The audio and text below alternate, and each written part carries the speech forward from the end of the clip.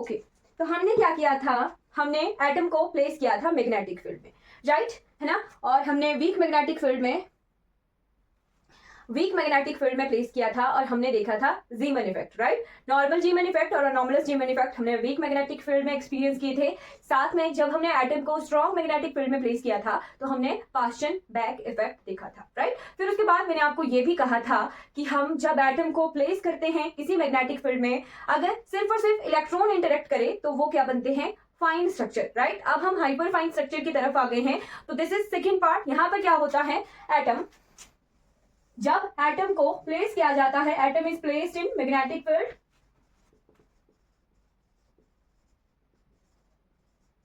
तब एटम में इलेक्ट्रॉन्स भी मैग्नेटिक फील्ड के साथ इंटरेक्ट करें और न्यूक्लियस भी मैग्नेटिक फील्ड के साथ इंटरेक्ट करे, तो जो स्पेक्ट्रा बनता है वो कहलाता है hyper fine structure, right. Electron के लिए हमने देखा था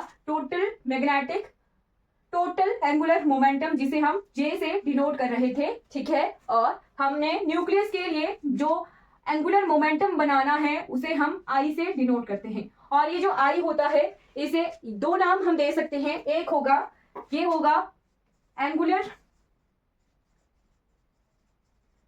मोमेंटम ऑफ न्यूक्लियस, राइट। क्या तो हम पार्टिकल फिजिक्स में भी हमने देखा था कि जब न्यूक्लियस की आइसोस्पिन की बात करते हैं, राइट, तो आइसोस्पिन है क्या, isospin it is just a angular momentum जब न्यूक्लियस को मैग्नेटिक फील्ड में रखा जा रहा है या फिर ये न्यूक्लियस जो है एज अ मैग्नेट बिहेव कर रहा है, तो आइसोस्पिन आती है, राइट। आई क्या है, जनरल जो इसका नाम है वो आइसोस्पिन है, बट ये है क्या, एंगुलर मोमेंटम है, न्यूक्लियस का टोटल एंगुलर मोमेंटम की बात की जा रही है, राइट। और जे तो हम इस जे से फेमिलियर ही हैं, ये जे क्या है, total angular momentum of electron. अब एटम के लिए, एटम है ये, राइट, एटम में इलेक्ट्रॉन और न्यूक्लियस मैग्नेटिक फील्ड के साथ इंटरेक्ट कर रहे हैं, तो एटम का टोटल एंगुलर मोमेंटम हम F से डिनोट करेंगे। और ये जो F is equal to J plus I, ये क्या बन गई, इसके लिए जनरल इक्वेशन बन गई, टोटल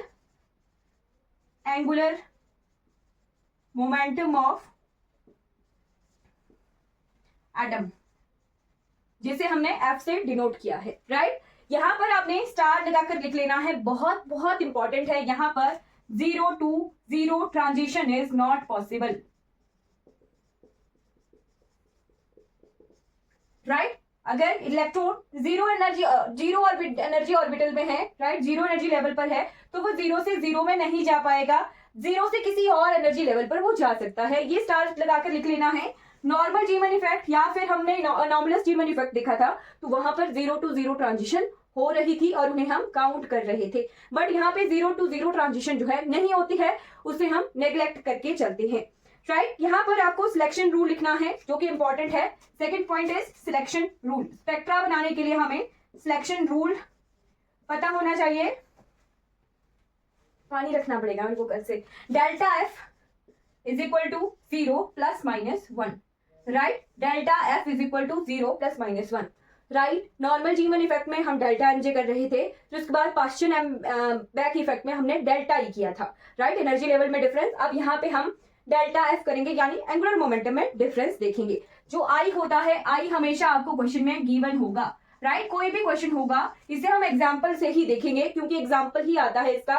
और आई जो होता है वो गिवन होता है किसी भी क्वेश्चन में। आई आपको ढूंढना नहीं है, आई आपको दिया होगा, जे आपको निकालना आता है, तो आप आई दिया होगा, जे आपको निकालना आता है, तो आप एटम के लिए जो है टोटल एंगुलर मोमेंटम कैलकुलेट कर पाओगे, राइट। एग्जाम्पल देखते हैं और एग्जाम्पल से आपको जल्दी जल्दी क्लियर हो जाएगा, राइट। ये दोनों चीजें आपको नोट रखनी है, सिलेक्शन रूल और 0 to 0 transition is not possible.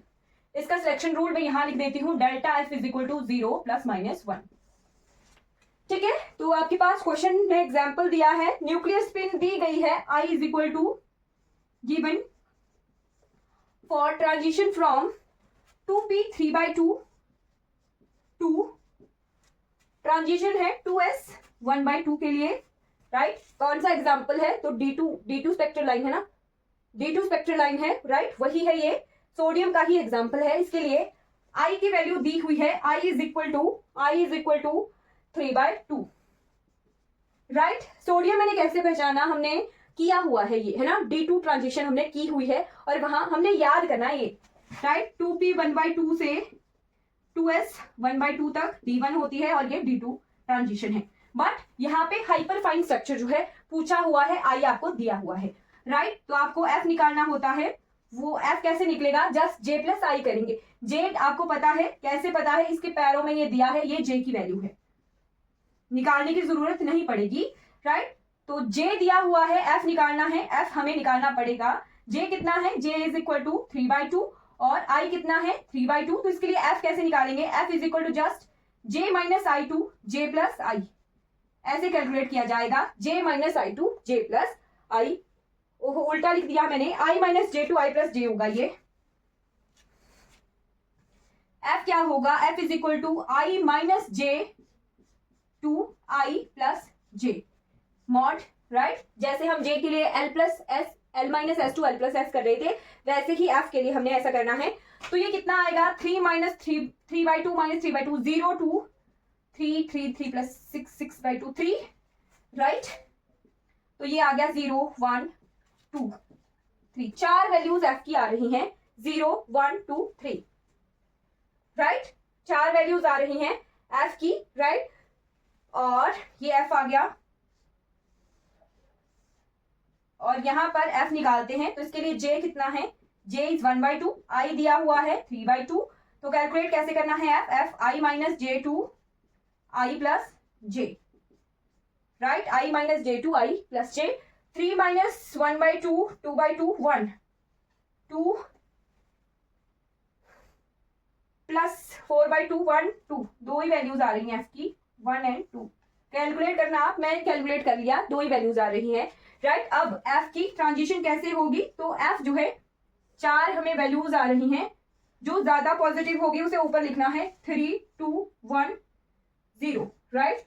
जैसे हम एमजे की वैल्यूज लिख रहे थे ना, वैसे हमने एफ की वैल्यूज जो है वहां पर लिखनी है। एफ जितने एफ होंगे उतने एनर्जी लेवल्स में ये स्प्लिट होना है, हाइपर फाइन स्ट्रक्चर, जितने एफ निकलेंगे उतने वैल्यूज में ये स्प्लिट होना है। और ये क्या है, 2 और 1, जो ज्यादा पॉजिटिव है वो ऊपर, जो कम पॉजिटिव है वो नीचे, राइट। तो इस तरह से आ गया। अब हमने ट्रांजिशन देखनी है, तो इस ट्रांजिशन के लिए हमें कितनी नंबर ऑफ ट्रांजिशन पॉसिबल है, डेल्टा एफ 0 आना चाहिए या डेल्टा एफ जो है ±1 आना चाहिए, राइट। देखते हैं, 3 से 2 तक आ सकते हैं, 3 - 2 1 पॉसिबल है।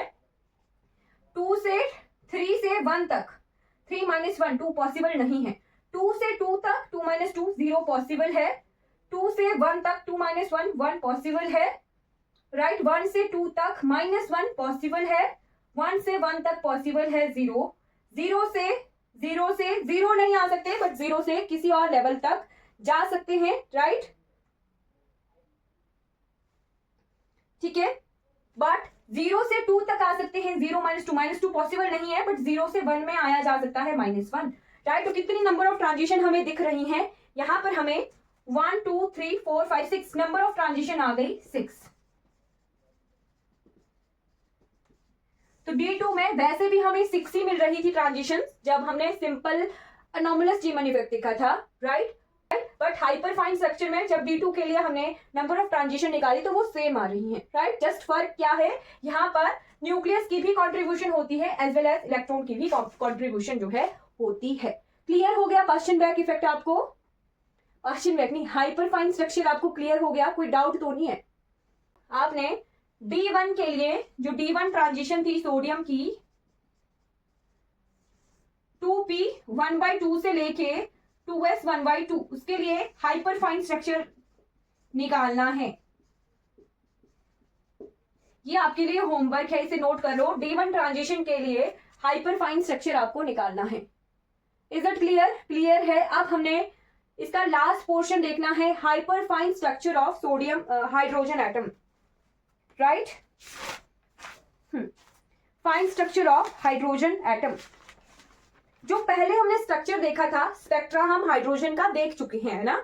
बट वहां पे हमने क्या देखा था, वो था अकॉर्डिंग टू बोहर मॉडल, ठीक है। जो हमने हाइड्रोजन का स्पेक्ट्रा देखा था ना, Lyman series, Paschen series, Balmer series, है ना, वो क्या था, अकॉर्डिंग टू बोहर मॉडल। वहां पर हम सिर्फ n देख रहे थे, प्रिंसिपल क्वांटम नंबर देख रहे थे, है ना। बट n से फर्दर जो है आगे आगे एल देखते हैं, राइट। तो एक चीज मैं आपको बता देती हूँ, अगर मैंने आपको ये कहा था कि जब भी आप टर्म सिंबल निकालते हैं तो एल की जो है कोई कंट्रीब्यूशन नहीं है, बट ऐसा नहीं है। देखो थोड़ा सा अपने दिमाग को अब थोड़ा सा चेंज करो, राइट।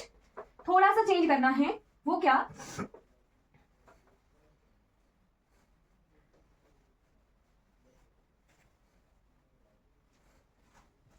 आपको क्या क्वेश्चन दिया है, एक क्वेश्चन बताती हूँ मैं आपको, फिर आपको थोड़ा सा समझ आएगा कि क्वेश्चन जो है एग्जामिनर घुमा फिरा के दे देते हैं।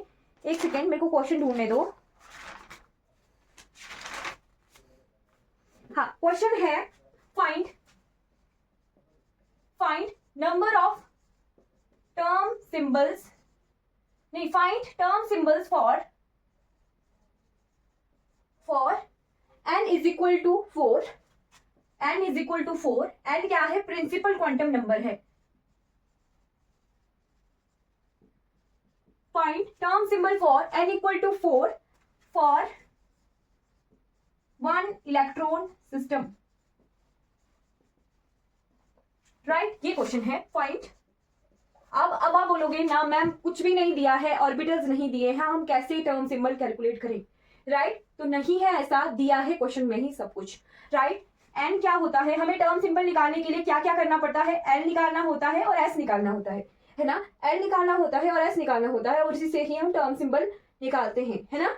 बट आपको जब मैंने क्वांटम, ये principal quantum number, sorry quantum numbers बताए थे, तो मैंने वहां पर एक चीज बताई थी कि जब एन की वैल्यू दी होती है कुछ भी, तो एल हम कैसे कैलकुलेट करते हैं, L is equal to 0 to L क्या होता है, एन क्या होता है, it is 1 2 3 so on up to कोई भी लेवल हो सकता है ना, के एल एम एन, इस तरह से हम शेल्स का नाम देते हैं, राइट। और एल क्या होता है, एल होता है 0 टू n माइनस 1, एल क्या होता है 0 टू n माइनस 1, राइट। ठीक है, ये ध्यान रखना है, यहीं से ही हमारा क्वेश्चन जो है सॉल्व होना है ना। तो एल की कितनी वैल्यूज 4 के लिए आ रही हैं, 0 टू n माइनस 1 यानी 3 तक आ रही हैं, 0 आ रहा है, 1 आ रहा है, 2 आ रहा है और 3 आ रहा है, यानी एल की इतनी वैल्यूज के लिए हमें जो है निकालना पड़ेगा टर्म सिंबल, ठीक है। ये होमवर्क करना अब। फिर साथ में है 1 इलेक्ट्रॉन सिस्टम, यानी एक इलेक्ट्रॉन है, राइट। एक इलेक्ट्रॉन है, यानी एस की वैल्यू हम कैलकुलेट कर सकते हैं। एक इलेक्ट्रॉन की अप स्पिन हो सकती है, जब भी हम उसे ऑर्बिटल में फिल करेंगे तो उसकी जो है अप स्पिन हो सकती है, डाउन स्पिन हो सकती है। यहाँ पर एक चीज क्लियर कर लो, एल की वैल्यू अगर 0 है तो एस ऑर्बिटल होगा, है ना। पी है, ये डी है, ये एफ है, ठीक है। एस है, पी है, डी है, एफ है, यानी इन सभी के लिए हमें टर्म सिंबल निकालना पड़ेगा, राइट। फिर एस की वैल्यू हो सकती है हाफ, एक ही इलेक्ट्रॉन है, हाफ है, तो एक ये कॉम्बिनेशन बन गया, S is equal to half, एक ये कॉम्बिनेशन बन गया, राइट, एक ये कॉम्बिनेशन बन गया, और एक जो है ये कॉम्बिनेशन बन गया। तो इन अलग अलग कॉम्बिनेशन के लिए अलग अलग टर्म सिंबल निकलेंगे, और वही जो है ऑप्शन हमारा करेक्ट होगा। तो ये आपके लिए होमवर्क है, ये आपने कैलकुलेट करके मुझे भेजना है। और ये बहुत इंपॉर्टेंट क्वेश्चन हमने यहाँ से देखा कि एन की वैल्यू अगर क्वेश्चन में दी है तो हम किस तरह से टर्म सिंबल कैलकुलेट कर सकते हैं, राइट। ये बेसिक्स हैं, बेसिक्स से ही आपके क्वेश्चन जो है सॉल्व होंगे, ये चीज आपको ध्यान रखनी है, ये बहुत इंपॉर्टेंट है। साथ में अगर यहाँ पर आप स्टार लगाकर लिख लेना, तो एम एल क्या होता है, एम एल होता है minus L to plus L, right. M S क्या होता है minus S to plus S, M J क्या होता है minus J to plus J, और टोटल जे क्या होता है एल प्लस एस। ये चीजें आप एक पेपर पर लिख लो, यहीं से ही हमारा क्वेश्चन जो है सॉल्व होता है टर्म सिंबल का। ये होमवर्क है, इसे कैलकुलेट करके भेज देना, राइट। हर एक कॉम्बिनेशन के लिए आपको टर्म सिंबल निकालने पड़ेंगे, ठीक है। क्लियर हो गया। अब हम लास्ट देखेंगे hyper fine structure of hydrogen atom. अब जो हाइड्रोजन स्पेक्ट्रा हमने देखा था, वहां पर हमने सिर्फ एन की ही वैल्यूज देखी थी, है ना। हम देख रहे थे एन इनिशियल 1 है, 2 से 1 पर आ रहे थे, राइट। तो हमें मिल रही थी लाइमन सीरीज, है ना। फिर उसके बाद 3 से 2 पर आ रहे थे तो हमें मिल रही थी बाल्मर सीरीज, 4 से 3 तक आ रहे थे तो हमें पास्चन सीरीज मिल रही थी, वो हम सिंपल बोहर एटॉमिक मॉडल से जो है देख रहे थे। बट हमने फर्दर भी देखा था, राइट। फर्दर क्या चीज है, फर्दर ये है कि 0 है तब एल की वैल्यूज कितनी आएंगी, जब n 2 है तब L की अलग वैल्यूज आएंगी, है ना, ऐसा है ना। चलो इसको मैं आपको ड्रॉ करके दिखाती हूँ। देखिए हमारा एटॉमिक एंड मॉलिक्यूलर का, ठीक है। फाइन स्ट्रक्चर ऑफ, इसके बाद स्टार्क इफेक्ट बताऊंगी मैं आपको। Fine structure of hydrogen atom.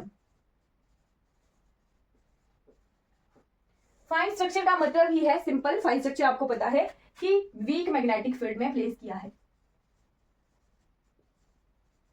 ना, हाइड्रोजन एटम को वीक मैग्नेटिक फील्ड में प्लेस किया है और वो स्प्लिटिंग हो रही है उसमें, राइट। हमें इतना पता है जब n की वैल्यू 1 है, जब n की वैल्यू 2 है, जब n की वैल्यू 3 है। एक टेबल हम ऐसे बनाएंगे, फिर हम इसका स्पेक्ट्रा भी बनाएंगे, है ना। जब n की वैल्यू 1 है तो l की कितनी वैल्यूज आती हैं, l की वैल्यूज कितनी आती हैं, 1 माइनस 1 0। l की वैल्यू केवल एक आ रही है 0, है ना।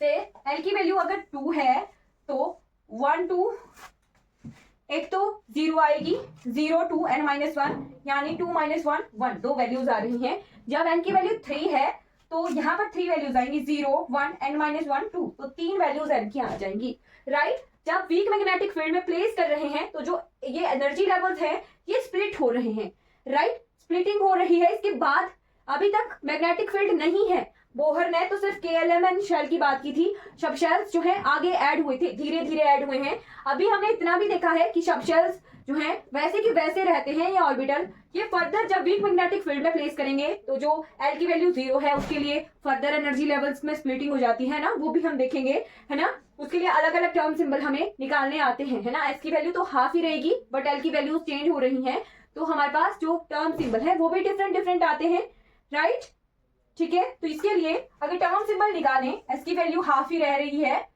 राइट, S की वैल्यू हाफ है, L 0 है, कितने टर्म सिंबल आएंगे, J की वैल्यू कितनी आएगी, J लिखते हैं। J होता क्या है, J is equal to L minus S to L plus S, right. तो 0 माइनस टू 0 प्लस, ये हाफ ही रहेगा, इसके लिए एक ही J की वैल्यू एक ही आएगी। यहाँ पर 0 के लिए एक ही J की वैल्यू आएगी, यहाँ पर 1, S हाफ है, L 1 है, कितने टर्म सिंबल्स आएंगे, 1/2 और 3/2।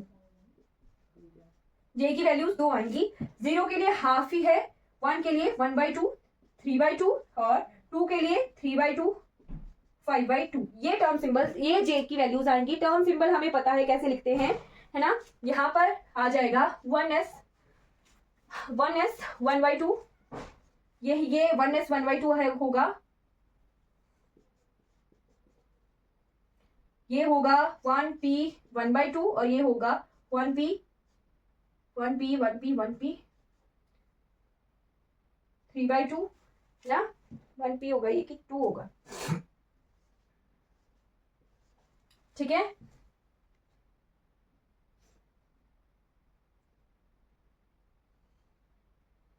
चलिए टर्म सिंबल आपने खुद लिख लेने हैं, ये टर्म सिंबल आप खुद लिखोगे, मैंने आपको J की वैल्यू कैलकुलेट करके बता दी है। अब इनकी एनर्जीज लिख लो, ठीक है। यहाँ पे होती है 1.46 डेल्टा E, एनर्जी 1.46 होती है, यहाँ होती है 0.456, राइट। यहाँ हाफ के लिए इसके लिए होती है 0.456, राइट, और 3/2 के लिए जो होती है वो होती है 0.091, राइट। जब स्पेक्ट्रा बनाएंगे तो वो ज्यादा क्लियर हो जाएगा। ये है 0.162, राइट, और 0.554, राइट, 0.554 और 5/2 के लिए है 0.018, राइट, क्लियर। जो ये J की वैल्यूज आ रही हैं, टर्म सिंबल में स्प्लिटिंग हो रही है, इस स्पेक्ट्रम को कहते हैं डिराक स्पेक्ट्रम, राइट। यहां तक ऑर्बिटल्स जो हैं बोहर ने दे दिए थे हाइड्रोजन के लिए, तो ये है बोहर स्पेक्ट्रम, राइट। ये सिर्फ यहां से ये इतना नोट रखना है, जब J की वैल्यूज फर्दर आ गई हैं, जो स्पेक्ट्रम बनाया गया वो डिराक के द्वारा बनाया गया था हाइड्रोजन का, राइट, तो उसे डिराक स्पेक्ट्रम नाम दे दिया गया। और यहाँ पर जो सिंपल हाइड्रोजन का स्पेक्ट्रा था, राइट, वो बोहर स्पेक्ट्रम के नाम से जाना गया, राइट। यहाँ पर ये बोहर लेवल्स हैं, स्पेक्ट्रम हमने बनाना है अभी, ये लेवल्स हैं, ये डिराक लेवल्स हैं, राइट। स्पेक्ट्रम हम अभी ड्रॉ करेंगे। क्लियर? तो इसके लिए हाइड्रोजन के लिए फाइन स्ट्रक्चर का स्पेक्ट्रा बस दिया हुआ सारा, n equal to 1, n equal to 2 और n इक्वल टू 3। राइट, यहाँ के लिए हमने टर्म सिंबल निकाले हैं, तो इसका टर्म सिंबल जो होता है उसकी एनर्जी थोड़ी कम होती है, 1s1/2। राइट, फिर उसके बाद जो n इक्वल टू 2 है उसके लिए हमने दो टर्म सिंबल निकाले हैं। राइट, एक है 2p3/2, जो एनर्जीज थी वो हमें सेम दिख रही थी, 2s1/2 की 0.456 थी और 2p1/2 के लिए भी 0.456 थी। ठीक है, 2s1/2 की एनर्जी भी सेम दिख रही थी और 2p1/2 की एनर्जी भी सेम दिख रही थी। राइट, ये डिराक ने कहा था, ये डिराक का स्पेक्ट्रा है। यहीं पर हम लैम्ब शिफ्ट भी देखेंगे, ये डिराक स्पेक्ट्रा है। डिराक स्पेक्ट्रा ने जस्ट ये कहा था कि जिन दो एनर्जी की जो दो लेवल की एनर्जी सेम होती है उन्हें हम सेम एनर्जी लेवल्स पर रख सकते हैं, चाहे वो अलग अलग एल के क्यों ना हो, अलग अलग वैल्यू ऑफ एल क्यों ना हो, उन्हें हम सेम एनर्जी लेवल पर रख सकते हैं। राइट, ये डिराक ने कहा था, इसने जो है हर जिन दो लेवल्स की एनर्जी सेम आ रही है उन्हें एक ही जगह प्लेस कर दिया था, चाहे वो अलग अलग ऑर्बिटल सब ऑर्बिटल के हों। राइट, फिर उसके बाद 3 के लिए, तो 3 के लिए हमने 3 एनर्जी लेवल्स देखे थे, है ना, 3 टाइप ऑफ स्पेक्ट्रा हमने देखे थे, 3 टाइप ऑफ टर्म सिंबल देखे थे। एक आता है 3d 5/2, जो टर्म सिंबल है वो आपने कैलकुलेट करने हैं, वो मैंने होमवर्क दिया है आपको, है ना। 3p 3/2 और 3p 1/2 की एनर्जी सेम आ रही थी, 3d 3/2 की एनर्जी सेम आ रही थी। राइट, और 3s 1/2 की एनर्जी सेम है और 3p 1/2 की एनर्जी सेम है। राइट, ये डिराक ने कहा कि जिन दो एनर्जी लेवल्स की एनर्जी सेम आ रही है उन दो को हम एक जगह रख सकते हैं। तो इसने ऐसे ऐसे दो एनर्जी लेवल जिनकी एनर्जी सेम है उनको एक जगह प्लेस कर दिया। ये क्या है? हाइड्रोजन का डिराक स्पेक्ट्रा, और इसे फाइन स्ट्रक्चर भी कहते हैं। ठीक है, फाइन स्ट्रक्चर भी कहते हैं। जस्ट इलेक्ट्रॉन ने यहां से यहां आना है, यहां से यहां आना है, यहां से यहां, यहां से यहां, यानी ग्राउंड स्टेट जो N1 है वहां पर आना है। ठीक है, फिर उसके बाद आता है एक लैम्ब शिफ्ट। लैम्ब शिफ्ट ने क्या बोला? लैम्ब शिफ्ट ने सिंपल सा बोला कि कोई भी जो लेवल्स हैं have same J but different L. Right, इनके पास क्या है? सेम जे है बट डिफरेंट एल है। Energy levels which have same J but different value of L, they should not be degenerate। उनकी जो है एनर्जी लेवल सेम नहीं हो सकते हैं, उन्हें फर्दर अलग अलग शिफ्ट करना होगा। ये लैम्ब ने कहा। यहाँ पर हम देख सकते हैं L की वैल्यू डिफरेंट है, S है, ये P है ना। L की वैल्यू यहाँ पर 0 है, यहाँ पर L की वैल्यू 1 है, बट J क्या है? सेम है। तो लैम्ब ने क्या कहा? लैम्ब ने कहा कि अगर J की वैल्यू सेम भी आ रही है बट L की वैल्यू डिफरेंट है तो हम जो है उन्हें एक एनर्जी लेवल पर सेम नहीं रख सकते हैं, उन्हें हम डीजेनरेट नहीं मान सकते। और वो आता है हाइपर फाइन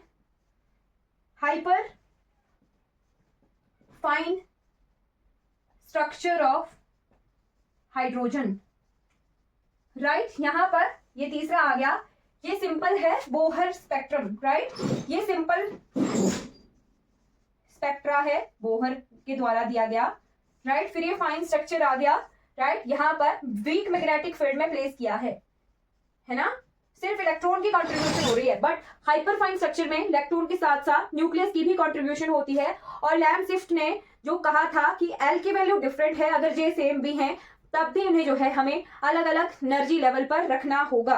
राइट, और क्या कर दिया? जस्ट इन्होंने अलग अलग कर दिया सबको, 1s 1/2 की एनर्जी लेवल अलग, फिर यहाँ पे p को थोड़ा ऊपर ले गए, है ना, 2s 1/2, ये 2p 1/2 इस तरह से स्प्लिट हो गया, ये 2p 3/2 ऐसे ही आ गया, है ना।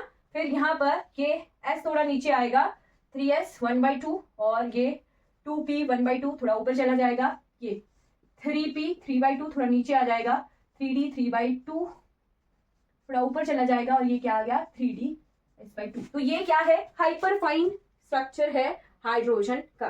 ठीक है, एंड जो F है वो इसी तरह से चेंज हो जाएगा। इसके लिए F 0 रहेगा, इसके लिए F 1 रहेगा, इसके लिए F 0, इसके लिए F1 है ना, वो आप कैलकुलेट कर सकते हो। यहाँ पर I की वैल्यू हमें नहीं दी है, जस्ट हमने ऑर्बिटल्स के टर्म सिंबल्स के हिसाब से स्प्लिटिंग कर दी है, राइट। तो ये हाइपर फाइन स्प्लिटिंग है, ये फाइन स्प्लिटिंग है हाइड्रोजन की, राइट। क्लियर हो गया, ठीक है।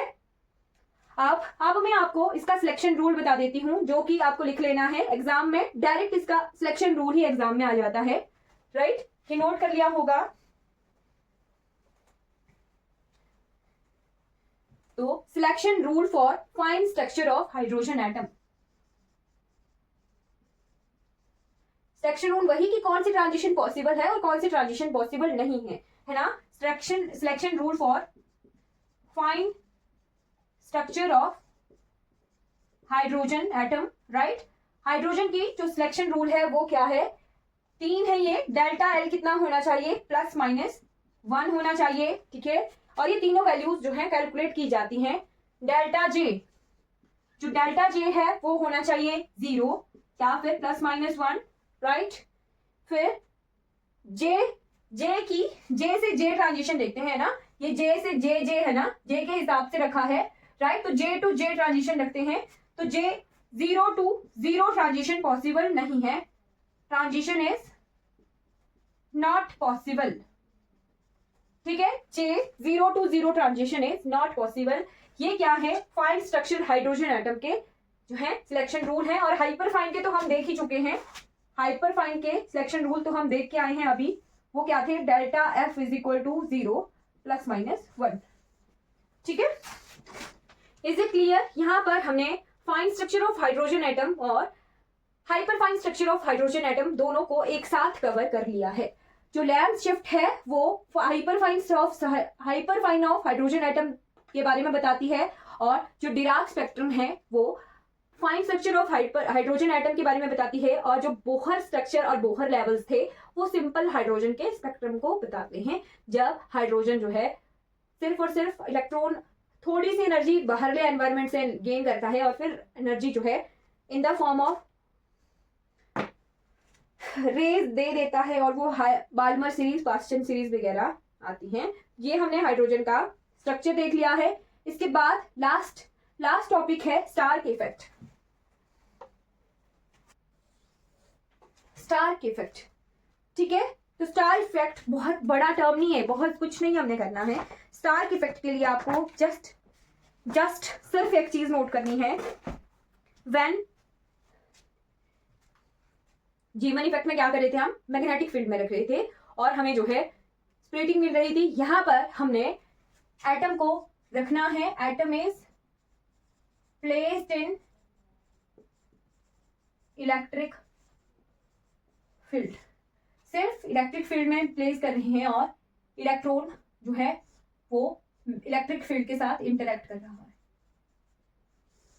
राइट। स्पेस सेम स्पेक्ट्रा आएगा जैसा हम जीमन इफेक्ट में देखते हैं। नॉर्मल जीमन इफेक्ट की बात है ये, जैसा हम नॉर्मल जीमन इफेक्ट में देखते हैं ना स्पेक्ट्रा, वैसा का वैसा सेम स्पेक्ट्रा हमें देखने को मिलता है। यहाँ पर नॉर्मल और अनोमलस दोनों में ही हम देखते थे ना जीमन इफेक्ट में, राइट। जो delta M J 0 +-1 selection rule है, राइट। ये इंपॉर्टेंट है। जो हमने सेम एग्जांपल किया था ना नॉर्मल जीमन इफेक्ट में या फिर अनोमलस जीमन इफेक्ट में, वो सेम है, जस्ट मैग्नेटिक फील्ड की जगह इलेक्ट्रिक फील्ड है और कुछ नहीं है, राइट। आप एक चीज आपने नोट करनी है यहां से, अगर आ जाए linear Stark effect, linear Stark effect, और दूसरा क्या है, quadratic Stark effect.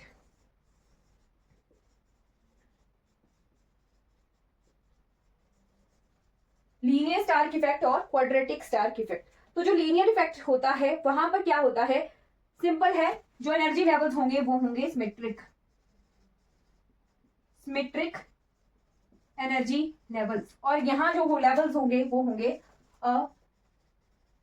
Asymmetric energy levels, ठीक है। सिमेट्रिक एनर्जी लेवल और असिमेट्रिक एनर्जी लेवल्स कहां होंगे, क्वाड्रेटिक में और लीनियर में सिमेट्रिक एनर्जी लेवल्स होंगे, राइट। तो यहां पर हमने एटॉमिक को कंप्लीटली कवर कर लिया है।